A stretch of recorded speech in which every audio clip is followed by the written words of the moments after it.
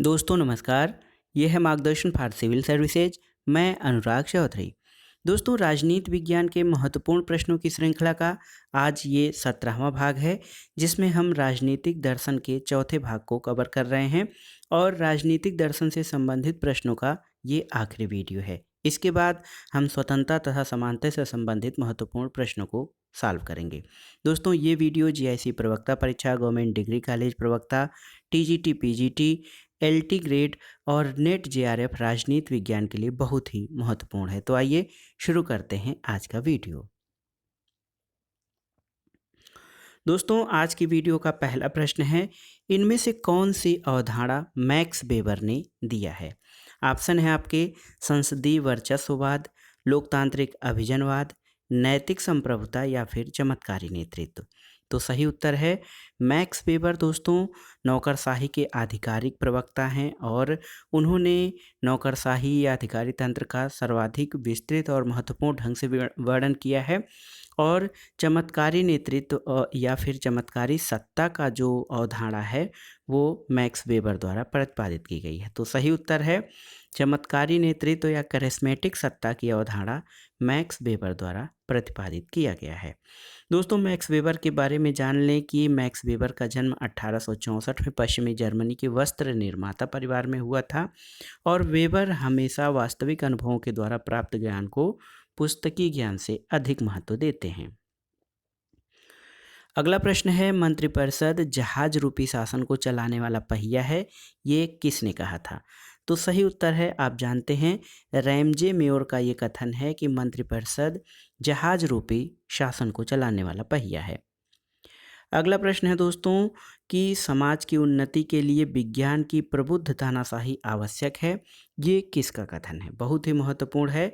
समाज की उन्नति के लिए विज्ञान की प्रबुद्ध तानाशाही आवश्यक है, ये कथन किसका है? ऑप्शन है आपके फ्रांसिस बेकन, जिया जाक रूसो, ल्यूकाच या फिर सीबी मैकफर्सन।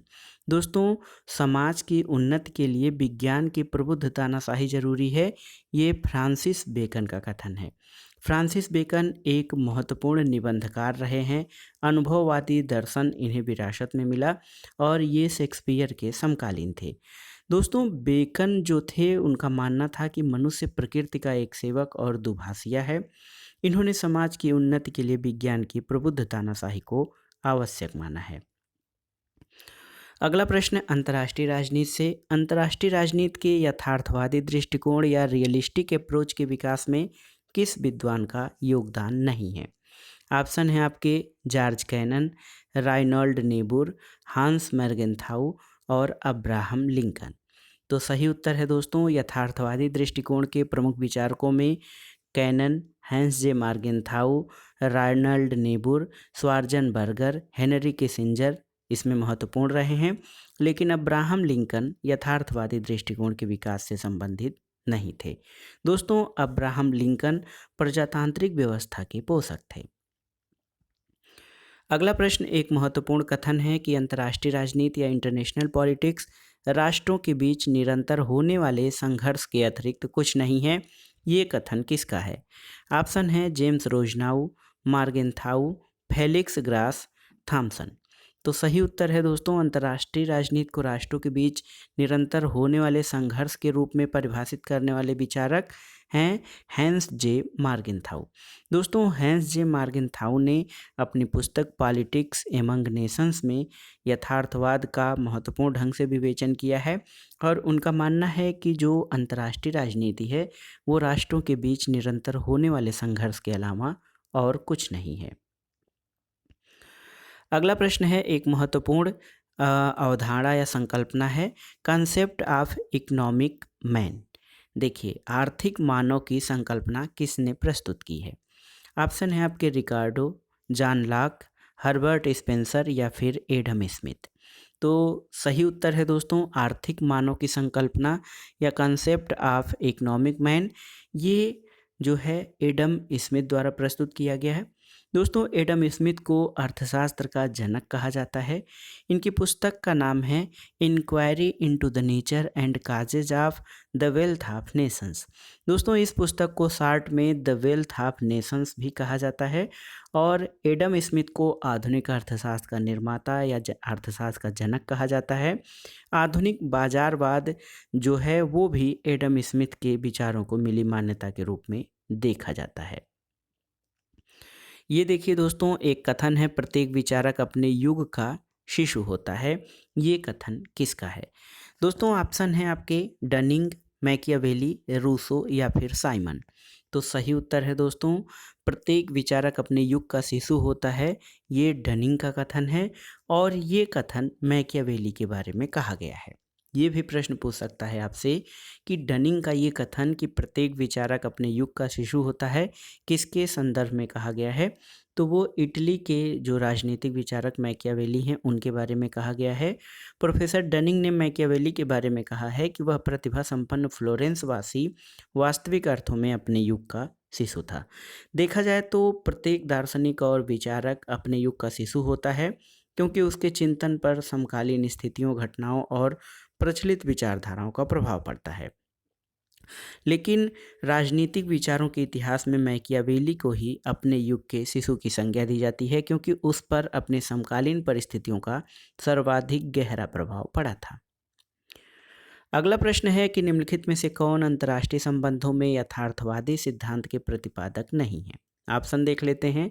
हैंस जे मार्गेनथाउ, जॉर्ज कैनन, जॉन हर्ज या फिर वुडरो विल्सन। तो सही उत्तर है वुडरो विल्सन यथार्थवादी सिद्धांत के नहीं बल्कि वुडरो विल्सन का नाम आदर्शवादी सिद्धांत के अंतर्गत लिया जाता है। अन्य तीन विचारक मार्गेनथाउ, कैनन और हर्ज ये यथार्थवादी सिद्धांत के विचारक माने जाते हैं।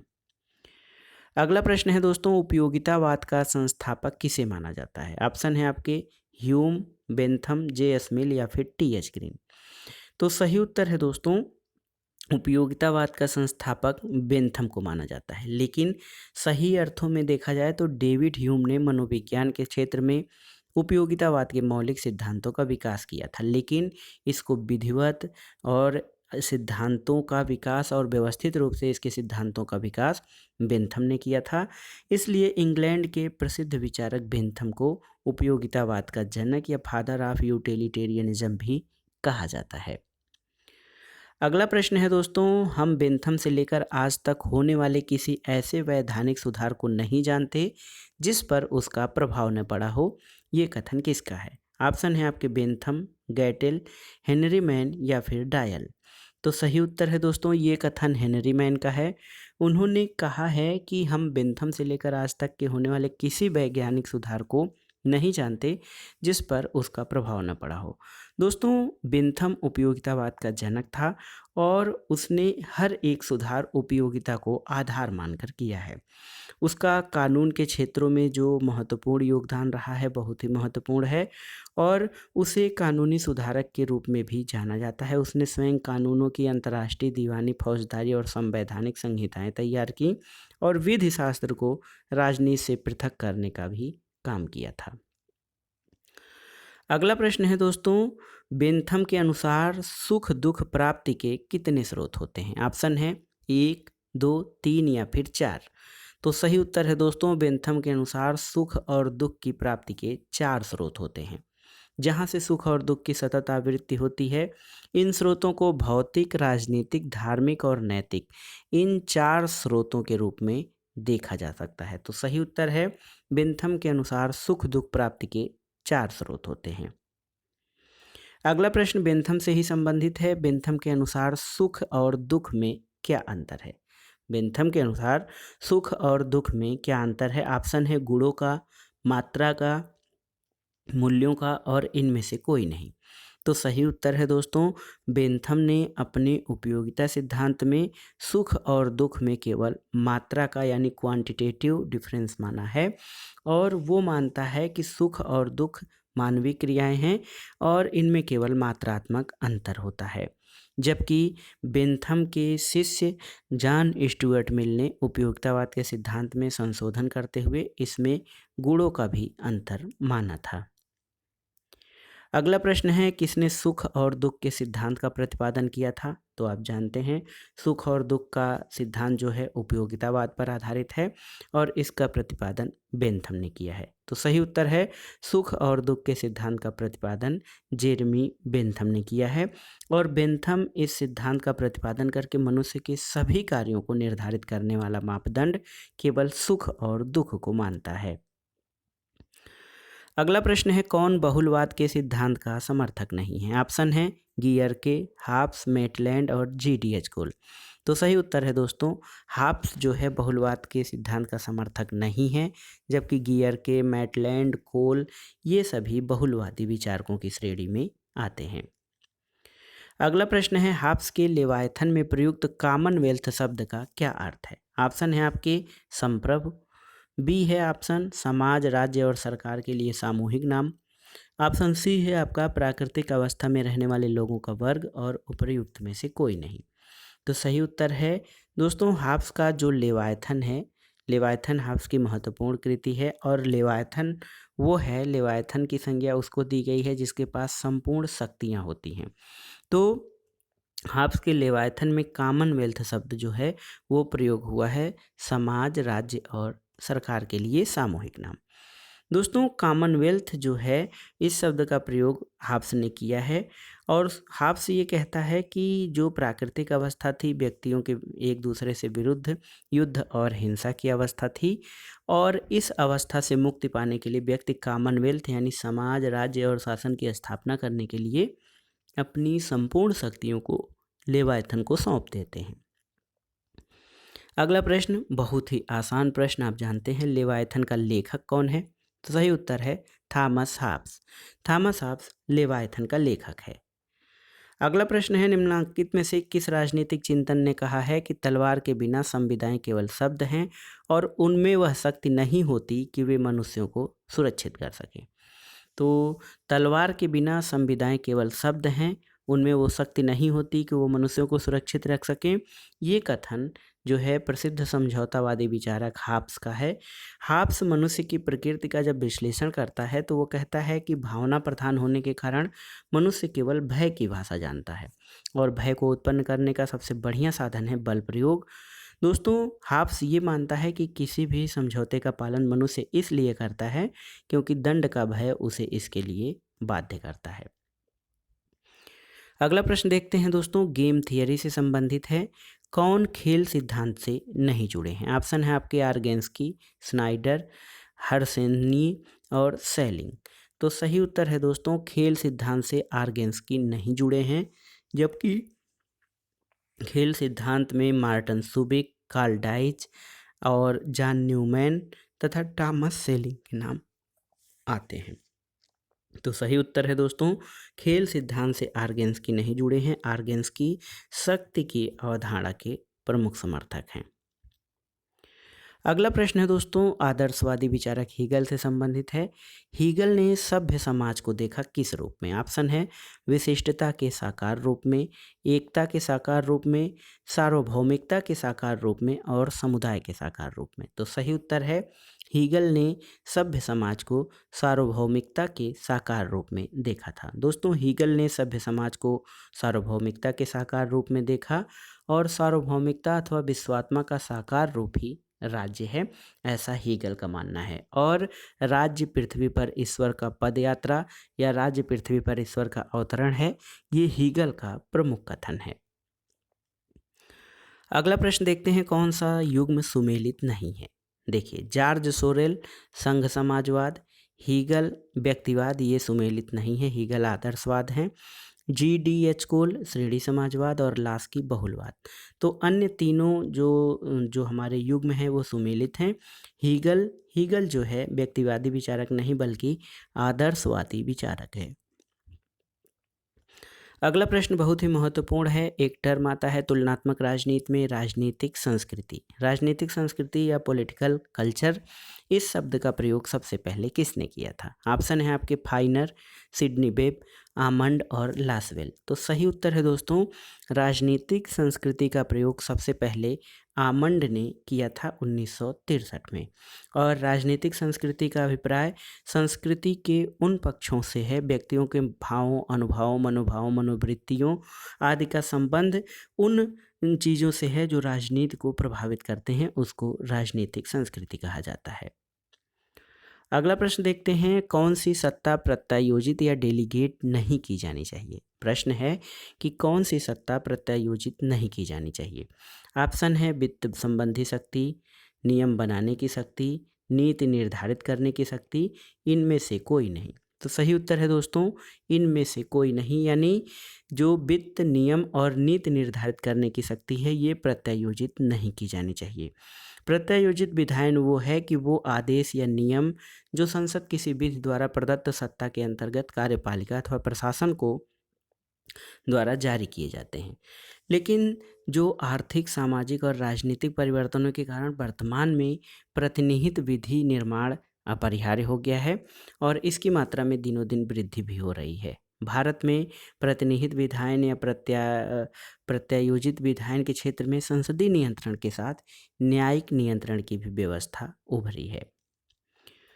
अगला प्रश्न है दोस्तों, प्रदत्त विधान किया जाता है किसके द्वारा। ऑप्शन है आपके संसद द्वारा, न्यायपालिका के द्वारा, कार्यपालिका के द्वारा और लोकायुक्त द्वारा। तो सही उत्तर है प्रदत्त विधान कार्यपालिका यानी एग्जीक्यूटिव के द्वारा किया जाता है। अगला प्रश्न देखते हैं, बहुत ही महत्वपूर्ण है दोस्तों, मूल्य तटस्थता। मूल्य तटस्थता निम्न में से किसकी विशेषता है। ऑप्शन है आपके अराजकतावादियों की, बहुलवादियों की, मार्क्सवादियों की या फिर व्यवहारवादियों की। तो सही उत्तर है दोस्तों, मूल्य निरपेक्षता या मूल्य तटस्थता जो है वो व्यवहारवादियों की विशेषता है।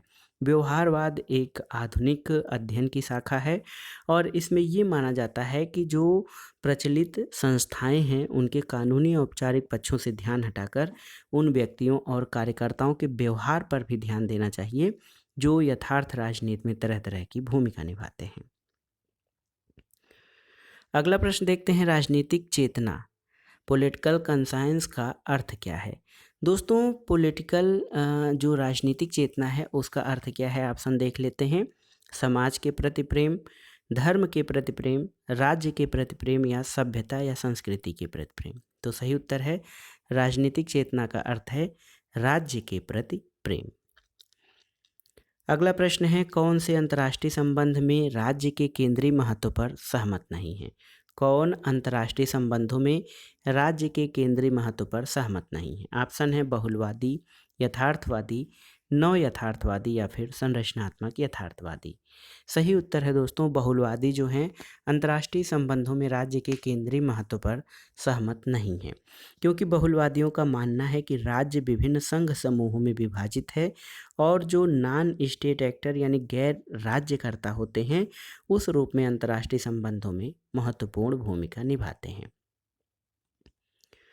अगला प्रश्न है देखिए, अंतर्राष्ट्रीय संबंधों में यथार्थवादी 3 मान्यताओं पर आधारित है, इनमें से कौन सी एक आधारभूत मान्यता नहीं है। ऑप्शन देख लेते हैं। राजनेता अपने राष्ट्र हितों की आकांक्षा करता है और उन्हें आगे बढ़ाता है, सही है।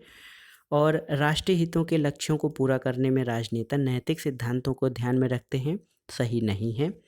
प्रत्येक राज्य का बहुराष्ट्रीय हित उसके प्रभाव के विस्तार में निहित है, ये भी सही है। और राज्य अपने हितों के संरक्षण और संवर्धन के लिए अपनी शक्ति अथवा प्रभाव का प्रयोग करता है, ये सही है।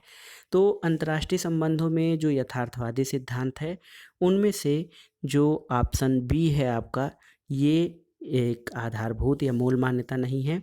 इसमें ये कह रहे हैं कि राष्ट्रीय हितों के लक्ष्यों को पूरा करने में राजनेता नैतिक सिद्धांतों को ध्यान में रखते हैं, ऐसा नहीं है। राजनेता जो हैं वो राष्ट्रीय हितों के लक्ष्यों को पूरा करते हैं और उनमें नैतिकता को आड़े नहीं आने देते हैं। अगला प्रश्न है दोस्तों, यहाँ पर देखिए, इतिहास की भौतिकवादी व्याख्या के अनुसार सामाजिक संरचना की परतों की प्राथमिकता का सही क्रम क्या है। ऑप्शन है आपके उत्पादन के संबंध, विचारधारा, उत्पादन की शक्तियाँ, कानूनी और राजनीतिक संगठन। तो दोस्तों मार्क्स का जो बेस सुपर स्ट्रक्चर मॉडल है बेस और सुपर स्ट्रक्चर मॉडल है, उससे संबंधित ये प्रश्न है। तो कौन सा जो है ऊपर रहता है, कौन सा नीचे, उसका क्रम बताना है आपको। तो इतिहास की भौतिकवादी व्याख्या में सबसे नीचे जो होता है या सबसे आधार पे ये उत्पादन की शक्तियाँ होती हैं, उसके बाद उत्पादन के संबंध होते हैं, फिर उसके बाद कानूनी और राजनीतिक देखिए कानूनी और राजनीतिक संगठन, फिर सबसे लास्ट में विचारधारा होती है। तो सबसे महत्वपूर्ण क्या है, उत्पादन की शक्तियाँ और उत्पादन के संबंध, ये अधिरचना मतलब आधार हैं, और उसके बाद जो विचारधारा और कानूनी और राजनीतिक संगठन हैं, ये अधिरचना के भाग होते हैं। अगला प्रश्न है, सामुदायिकतावाद एक प्रमुख धारा है किसकी? उदारवाद की, मार्क्सवाद की, सर्वाधिकारवाद की या प्रत्ययवाद की? तो सही उत्तर क्या है दोस्तों? सही उत्तर है कि सामुदायिकतावाद प्रत्ययवाद की एक प्रमुख धारा है। प्रत्ययवाद की एक प्रमुख धारा इसलिए क्योंकि यह व्यक्ति के अस्तित्व को समाज की देन मानता है और समाज के प्रति प्रतिबद्धता व्यक्ति के व्यक्तित्व का आवश्यक अंग है। जहां उदारवाद व्यक्ति की स्वतंत्रता, हितों और अधिकारों पर बल देता है, वहीं समुदायवाद उसके दायित्व और कर्तव्यों पर तथा समाज के सामान्य हित पर अपना ध्यान केंद्रित करता है। अगला प्रश्न है, कौन सी विचारधारा समर्थन करती है कि तथ्य अनिवार्यतः तकनीक से पूर्व हैं? ऑप्शन है व्यवहारवाद, अस्तित्ववाद, उत्तर व्यवहारवाद या फिर प्रत्यक्षवाद। तो सही उत्तर है दोस्तों, ये विचारधारा की तथ्य या फैक्ट जो हैं तकनीक यानी टेक्निक से पहले हैं, ये जो है विचारधारा व्यवहारवाद का समर्थन करती है। व्यवहारवाद वैज्ञानिक पद्धति पर बल देते हैं और ये मूल्य निरपेक्ष या मूल्य तटस्थ अध्ययन पर बल देते हैं। व्यवहारवादी ऐसे किसी कथन को मान्यता नहीं देते हैं जिसकी वैज्ञानिक स्तर पर पुष्टि नहीं की जा सकती है। अगला प्रश्न देखते हैं, बहुत ही महत्वपूर्ण है। बहुलवादी वकालत करते हैं किसकी? राज्यों के स्वायत्तता की, सरकार के स्वायत्तता की, समुदायों के स्वायत्तता की या फिर केंद्र सरकार की स्वायत्तता की? सही उत्तर है दोस्तों, बहुलवादी जो हैं राज्यों को समुदायों का एक समुदाय मानते हैं और ये समुदायों के स्वायत्तता की वकालत करते हैं। अगला प्रश्न देखते हैं, अंतर्राष्ट्रीय राजनीति के वैज्ञानिक अध्ययन में उन्नति तब तक संभव नहीं है जब तक मार्गेंथाउ का यथार्थवादी सिद्धांत प्रभावशाली है। ये कथन किसका है? ऑप्शन है आपके के.डब्ल्यू. थॉमसन, बेनो वासरमैन, रॉबर्ट टकर और क्विंसी राइट। तो दोस्तों ये कथन बेनो वासरमैन का है, जो कहते हैं कि अंतर्राष्ट्रीय राजनीति के वैज्ञानिक अध्ययन में उन्नति या उसका अध्ययन तब तक संभव नहीं जब तक मार्गेंथाउ का यथार्थवादी सिद्धांत प्रभावशाली है। लेकिन दोस्तों मज़े की बात यह है कि मार्गेंथाउ का यथार्थवादी सिद्धांत अंतर्राष्ट्रीय राजनीति को समझने की एक वास्तविक दृष्टि प्रदान करता है। अगला प्रश्न है, जीवन स्वतंत्रता और सुखानुसरण तथ्य हैं किसके? ऑप्शन है आपके अमेरिकी स्वतंत्रता के घोषणा पत्र के, भारत के संविधान की उद्देशिका के, सोवियत नागरिकों के अधिकार से संबंध रखने वाले यूएसएसआर के संविधान के और यूनाइटेड स्टेट्स के संविधान के अधिकार पत्र के। सही उत्तर है दोस्तों, अमेरिकी स्वतंत्रता के घोषणा पत्र में जीवन स्वतंत्रता और सुखानुसरण की बात की गई है। 4 जुलाई 1776 को अमेरिका की कॉन्टिनेंटल कांग्रेस द्वारा अंगीकृत अमेरिकी स्वतंत्रता के घोषणा पत्र में सभी मनुष्यों को जन्म से समान घोषित करते हुए जीवन स्वतंत्रता और सुखानुसरण को उनके जन्म से प्राप्त अहस्तांतरणीय अधिकार घोषित किया गया है। अगला प्रश्न देखते हैं, एक व्यवस्थापिका जो मंत्रिपरिषद के समक्ष निर्बल है और एक मंत्रिपरिषद जो राष्ट्रपति के समक्ष निर्बल है, किस देश की शासन व्यवस्था को दर्शाता है? ऑप्शन है आपके फ्रांस, जर्मनी, भारत और श्रीलंका। तो सही उत्तर है दोस्तों, ये जो कथन कहा गया है ये फ्रांस की शासन व्यवस्था की विशेषता को दर्शाता है, क्योंकि फ्रांस के पंचम गणतंत्र में संविधान में शासन प्रणाली को अपनाया गया है। ये अर्ध संसदीय शासन प्रणाली है। इसमें जो मंत्रिमंडल होता है ये संसद के पूर्ण रूप से उत्तरदायी नहीं होती है। प्रधानमंत्री का चुनाव राष्ट्रपति करता है, जिसको साधारण शक्तियों के साथ साथ अनेक असाधारण शक्तियां भी प्राप्त होती हैं। वो केवल नाम मात्र का राज्याध्यक्ष नहीं है। कई मामलों में जो फ्रांस का राष्ट्रपति है अमेरिका के राष्ट्रपति के समान होता है और जो है संसद के प्रति उसका कोई उत्तरदायित्व नहीं होता है। फ्रांसीसी राष्ट्रपति पर महाभियोग भी नहीं चलाया जा सकता है। इसलिए पिकिल्स ने इसे दो विरोधी सिद्धांतों का मिश्रण कहा है। अगला प्रश्न है, जेरी मेंडरिंग की प्रथा किस देश में प्रचलित है? ऑप्शन है आपके इंग्लैंड, फ्रांस, चीन या फिर संयुक्त राज्य अमेरिका। तो सही उत्तर है दोस्तों, जेरी मेंडरिंग की प्रथा संयुक्त राज्य अमेरिका में प्रचलित है। जेरी मेंडरिंग संयुक्त राज्य अमेरिका की प्रतिनिधि सभा के गठन से संबंधित है। इस प्रथा का प्रयोग चुनाव में कूटनीति के माध्यम से सत्ता प्राप्त करने के लिए किया जाता है। अगला प्रश्न है, स्वतंत्रता, समानता और विश्व बंधुत्व यानी लिबर्टी, इक्वलिटी एंड फ्रेटर्निटी, ये किस क्रांति का नारा है? तो ऑप्शन है आपके अमेरिकी स्वतंत्रता के घोषणा पत्र के, आयरलैंड के संविधान की उद्देशिका के, संयुक्त राज्य संघ के मानवाधिकार घोषणा पत्र के और 1789 की फ्रांसीसी क्रांति के घोषणा पत्र का। तो सही उत्तर है लिबर्टी, इक्वलिटी एंड फ्रेटर्निटी, ये 1789 के फ्रांसीसी क्रांति के घोषणा पत्र का नारा है। किस देश की न्यायपालिका स्वतंत्र नहीं है? बहुत ही महत्वपूर्ण प्रश्न है। ऑप्शन है इंग्लैंड, भारत, रूस और अमेरिका। तो सही उत्तर है रूस में न्यायपालिका स्वतंत्र नहीं है, क्योंकि साम्यवादी दल और उसकी विचारधारा के साथ जुड़े रहने के कारण सोवियत संघ में न्यायाधीशों की विचारधारा स्वतंत्र नहीं थी, इसलिए वहाँ पर न्यायपालिका को स्वतंत्र नहीं माना जा सकता। अगला प्रश्न है, स्वतंत्र नियामकीय आयोग का आविर्भाव कहाँ हुआ था? ऑप्शन है जापान में, जर्मनी में, अमेरिका में या फिर इंग्लैंड में। तो सही उत्तर है दोस्तों, स्वतंत्र नियामकीय आयोग का आविर्भाव अमेरिका में हुआ था और सरकार की शीर्ष विहीन चौथी शाखा इसको कहा जाता है। और स्वतंत्र नियामकीय आयोग एक विलक्षण प्रकार की अमेरिकन प्रशासकीय इकाई है। इसका जन्म संयुक्त राज्य अमेरिका की विशेष संवैधानिक प्रणाली से हुआ है।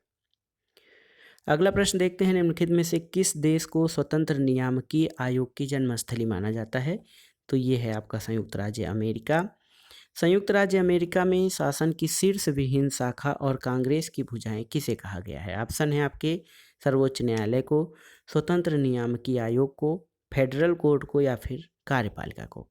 तो सही उत्तर है दोस्तों, संयुक्त राज्य अमेरिका में शासन की शीर्षक विहीन शाखा और कांग्रेस की भुजाएं स्वतंत्र नियामकीय आयोग को कहा गया है। अगला प्रश्न है, संयुक्त राज्य अमेरिका की सीनेट के लिए प्रत्येक राज्य से कितने प्रतिनिधि चुने जाते हैं? ऑप्शन है 5, 10, प्रतिनिधि जनसंख्या या क्षेत्रफल के हिसाब से 2। तो सही उत्तर है दोस्तों, संयुक्त राज्य अमेरिका की सीनेट के लिए प्रत्येक राज्य से 2 सदस्य या 2 प्रतिनिधि चुने जाते हैं। और संयुक्त राज्य अमेरिका का संघात्मक शासन व्यवस्था के मामले में दुनिया का अद्वितीय उदाहरण है। यहाँ राज्यों को केंद्र में समान प्रतिनिधित्व प्राप्त है, क्षेत्रफल या जनसंख्या को यहाँ कोई महत्व नहीं है। और जो है केंद्रीय व्यवस्थापिका का जो सीनेट है वो राज्यों का प्रतिनिधित्व करता है, इसलिए प्रत्येक राज्य को समान मानते हुए राज्य से सीनेट में 2 प्रतिनिधि या 2 सदस्य आते हैं। दोस्तों, अमेरिका में कुल 50 राज्य हैं और सीनेट में राज्यों की कुल सदस्य संख्या 100 है। सीनेट दुनिया का सबसे शक्तिशाली द्वितीय सदन है और अमेरिका में अवशिष्ट शक्तियां राज्यों के पास हैं और ये संघात्मक व्यवस्था का सबसे अच्छा उदाहरण माना जाता है। अगला प्रश्न है, अमेरिका में व्हाइट हाउस किससे संबंधित है? ऑप्शन है सर्वोच्च न्यायालय, व्यवस्थापिका, राष्ट्रपति या इनमें से कोई नहीं। तो सही उत्तर है दोस्तों, व्हाइट हाउस अमेरिका के राष्ट्रपति का आधिकारिक निवास है और अमेरिका की कांग्रेस के आधिकारिक भवन को कैपिटल कहा जाता है। अगला प्रश्न है, अमेरिकी संविधान में बिल ऑफ राइट्स, बहुत ही महत्वपूर्ण है। देखिए, अमेरिकी संविधान में बिल ऑफ राइट्स किस संशोधन के द्वारा जोड़ा गया था? ऑप्शन है आपके 13वें संशोधन, 14वें संशोधन, 15वें संशोधन या प्रथम 10 संशोधन। तो सही उत्तर है अमेरिकी संविधान में बिल ऑफ राइट्स प्रथम 10 संशोधनों के द्वारा जोड़ा गया था और 1791 में इसे सामूहिक रूप से अपनाया गया था। तो दोस्तों, ये था आज का वीडियो। इसमें हमने राजनीतिक दर्शन से संबंधित महत्वपूर्ण प्रश्नों को कवर किया। राजनीति विज्ञान के ये महत्वपूर्ण प्रश्न आपके आगामी जीआईसी प्रवक्ता परीक्षा, government degree college, assistant professor, TGT, PGT, LT grade, राजनीति विज्ञान और नागरिक शास्त्र से संबंधित अनेक प्रकार की अध्यापक परीक्षाएं, और साथ ही साथ जो है उच्चतर शिक्षा के प्रवक्ता के लिए, असिस्टेंट प्रोफेसर के लिए और राजनीति विज्ञान के नेट जेआरएफ परीक्षा के लिए बहुत ही महत्वपूर्ण है। आप इसको तैयार कर लीजिएगा। आगे हम कल एक और महत्वपूर्ण वीडियो प्रस्तुत करेंगे। आप हमारे साथ चैनल में जुड़े रहें, वीडियो को लाइक करें, शेयर करें और इस चैनल मार्गदर्शन फॉर सिविल सर्विसेज को सब्सक्राइब करें। वीडियो देखने के लिए धन्यवाद दोस्तों। नमस्कार।